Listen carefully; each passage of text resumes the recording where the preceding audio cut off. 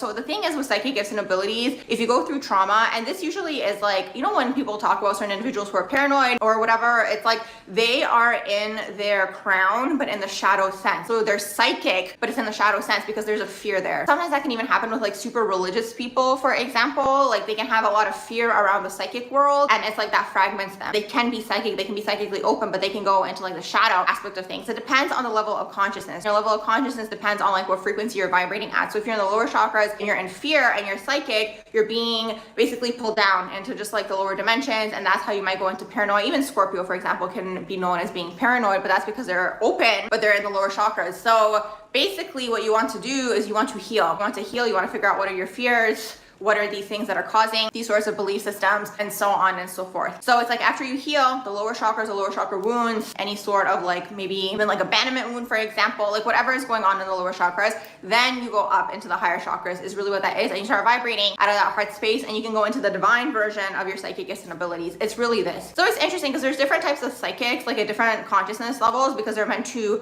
serve a certain group of people. You do have psychic, let's say, like these days I call them 3D psychics, but I've been going to psychics my whole life. So they resonated with me at some point, and the whole reason I can see this now is because I'm not at that level of consciousness anymore. But like when I would go to them, it would make sense and they would resonate because that's where I was at. Do you know what I mean? So there's different levels. Depends on your level of consciousness, how much you know about the metaphysical world, and so on and so forth, and how much work you've done within yourself. And I can only explain it as like a density. Like I feel it as a density within a person. So like when a person has a lot of fragmentation or fear, they just feel more dense. To me, energetically, is really what that is. Like there's a lot of stuff going on internally that they need to resolve, basically. So it's this.